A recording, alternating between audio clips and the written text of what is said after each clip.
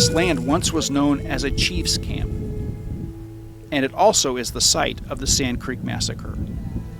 We use the word massacre because we don't have stronger words to describe what happened on this now hallowed ground. It was a cold Tuesday, November 29, 1864, outside of what is today Eads, Colorado. The nation was embroiled in civil war. Out east, Major General William Tecumseh Sherman was making his infamous march to the sea, debilitating the last of the Confederate war effort.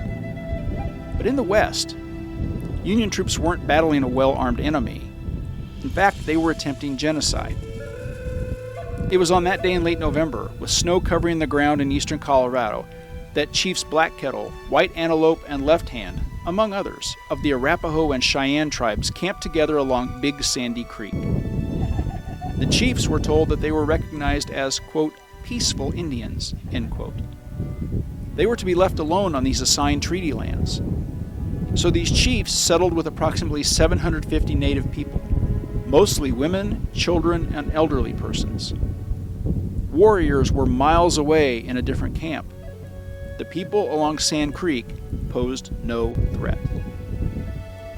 But it was that day when 675 U.S. volunteer soldiers, volunteers because many of the enlisted troops declined to attack who they saw as peaceful people. These troops converged on the camp.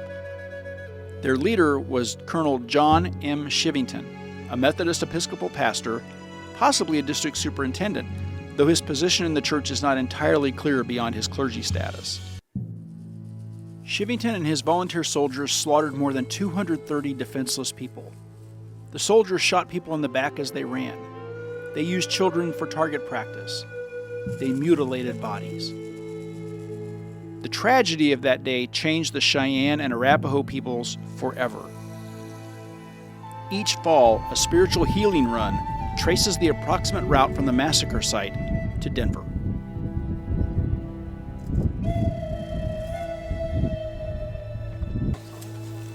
Never worn out in the head, that's them. It was so except the one there, they might have to have one there. It was so heavy, made done it, the one there. To saw when it done it to him. One no, yeah, he said, what he says, though. Muktava, though. They was done them to the air, one else. Hey, good morning. Welcome back again. Another year, another event to remember our ancestors. Those people that were killed here, massacred here in this chief's camp. Now this camp back here was full of people like us. Today there's very few warriors here, very few clansmen. You've seen the warriors up there doing a ceremony this morning. That's probably all that's here. Some of us, very few, were able to fight. The rest of us were women and children. And I tell everybody, when I tell my stories, and I tell my students, imagine what you were doing last night. Close your eyes and imagine as children that what were you doing last night? You were on your telephones. When they're at home, when I taught this in my classroom, last night you ate supper with your family. You were playing a video game or talking to your friends. Your parents were cooking supper. You were arguing with your little brother or little sister or something. And then you got sleepy and you went to bed in a nice soft bed, nice warm home. You were living just a normal life. There were entire generations in this camp that knew nothing but running, eluding attack. So they were at peace finally.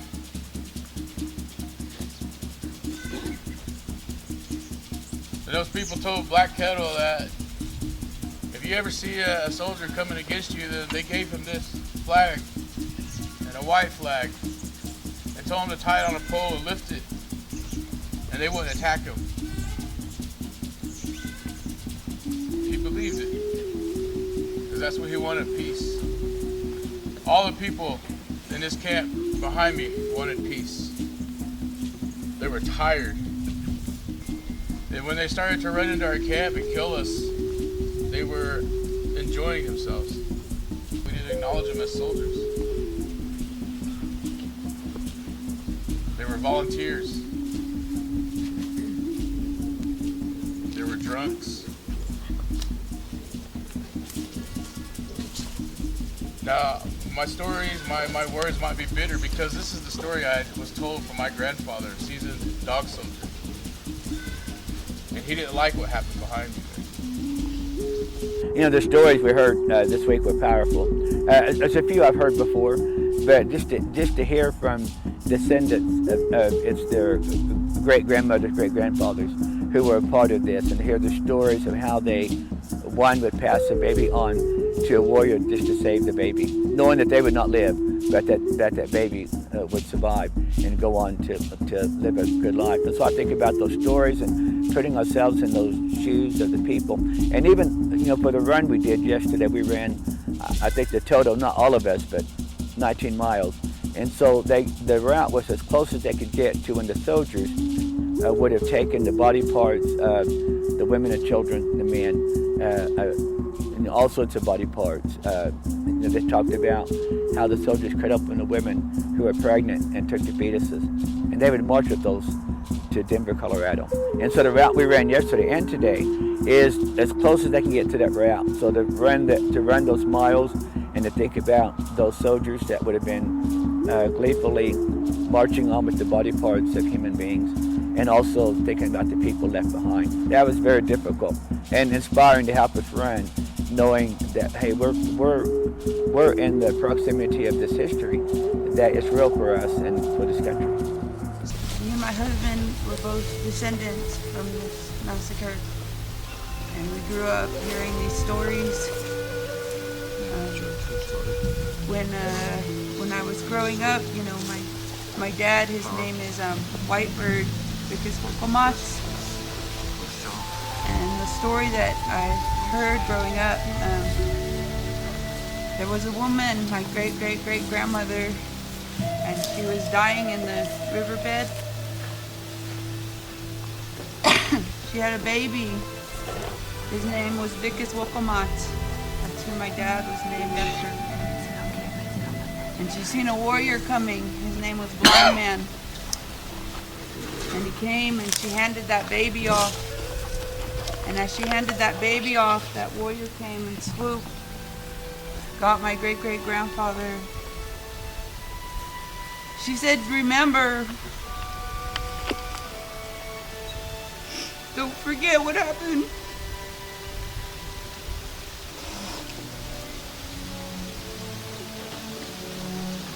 So I had a lot of mixed feelings coming up here. Because part of our Cheyenne way of life is to look forward, to not look back. But her spirit kept telling me, remember. They weren't only attacked, there was no prisoners taken. They continued on, they continued to butcher our people. The letters that you see over here to my right, there was 2 people that witnessed with their men what happened here. And it wasn't just a military attack. Those men cut our people to pieces. They butchered and tortured our women. They pulled the fetuses out of those women.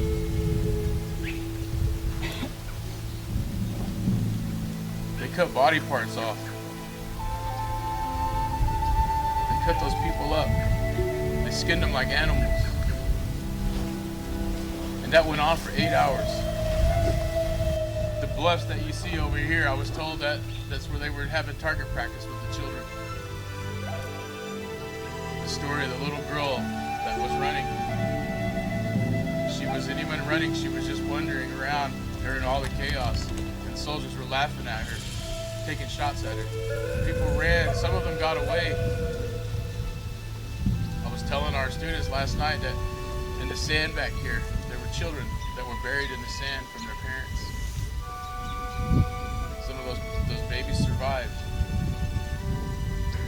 Some of them made it to the soldiers that were on the hill watching. They made it to Silas' soul men, and they hid them behind their horses. And they were led out of here. We're gonna run the path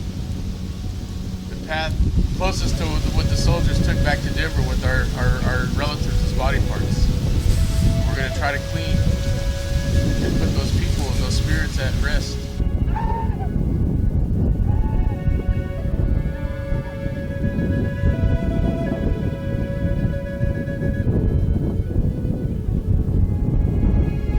You know, for years I have wanted to participate in this healing run for the Sand Creek Massacre, and it's been going on for several years, but usually it's always around November, Thanksgiving week, and it's always a difficult week to get away.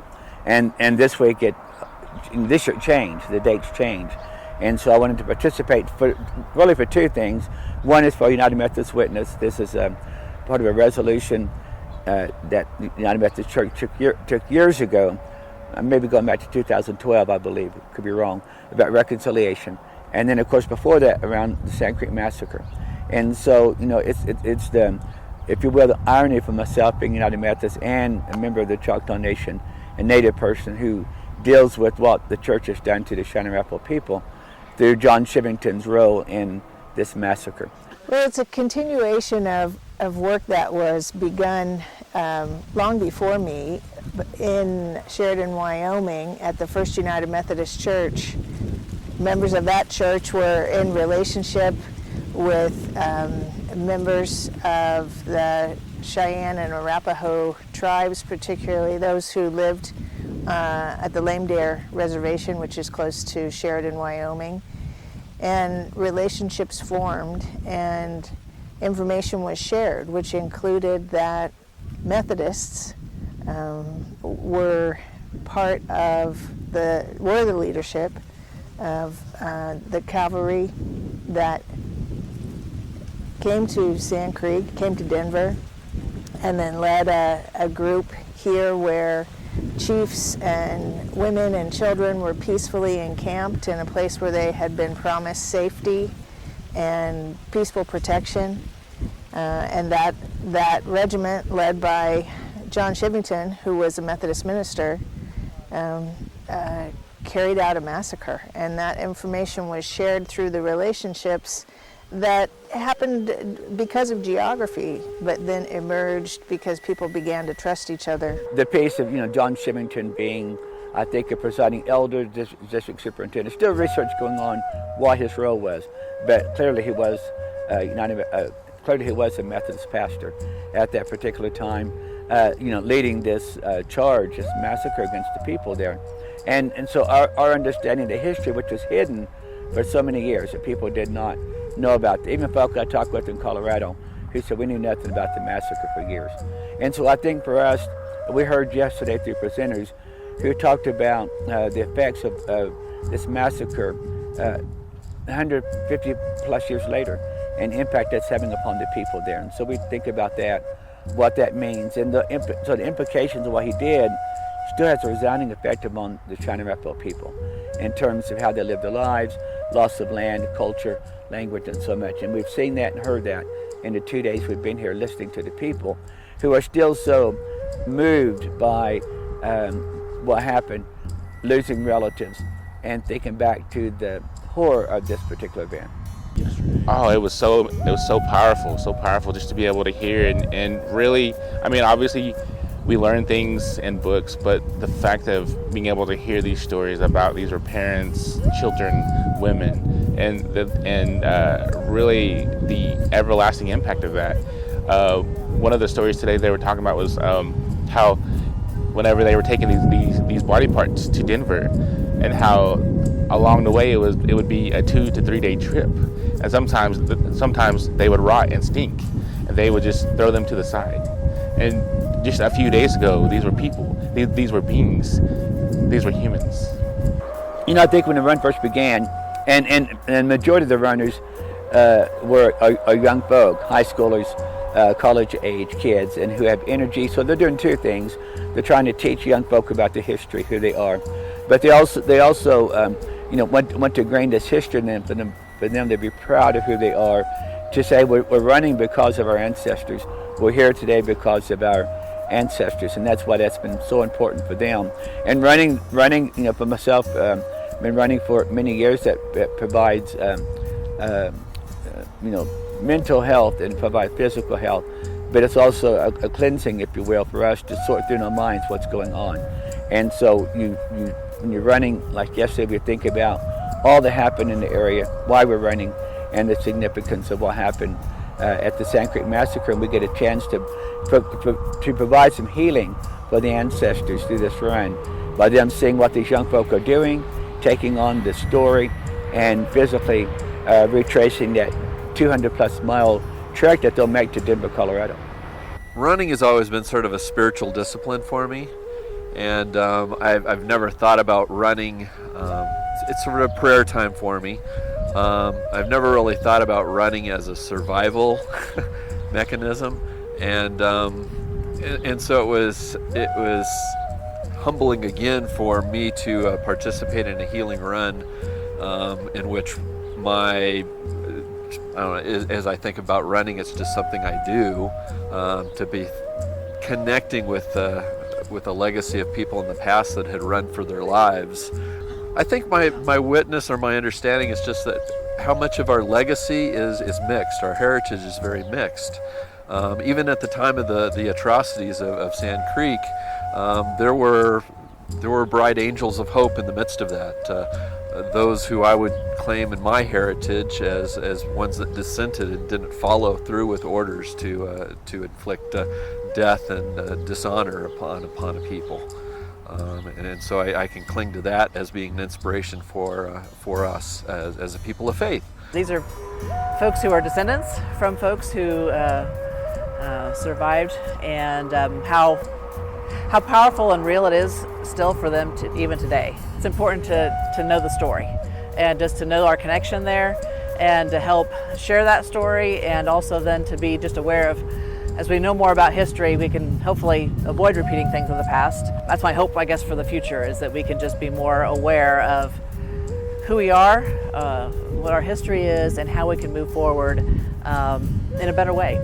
So people ask me, is there a change being made for what they're doing here? It kind of made me think too, I was like, there's no change being done.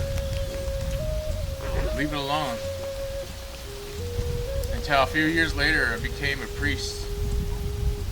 My Sundance vow was complete, and I was asked to come back to Sand Creek. Only this time it wasn't to take pictures and write a story. I put bodies back into the ground. Not bodies, excuse me, body parts. I put scalps, other body parts that they repatriated back to our people, into the ground in the cemetery up there on that hill. That's when I started to realize that there is change, that we are making a difference, that what's here at Sand Creek, we are making a difference. It may seem removed from someone who's living in 2025 and maybe doesn't even have a connection to this geographical territory, but if we consider John Wesley our spiritual ancestor, all Methodists are our spiritual ancestors, and some of them did things, and the Sand Creek Massacre is one example, for which we are responsible. Just as we take pride in some of the things that we lift up regularly, we also take responsibility for those aspects of our history that we're not proud of. And we are people that are always seeking repair. Our God is always bringing wholeness, even out of the brokenness of this world. That's the message of the crucifixion and resurrection, that God was willing to come as one of us into this broken world and bring healing and wholeness.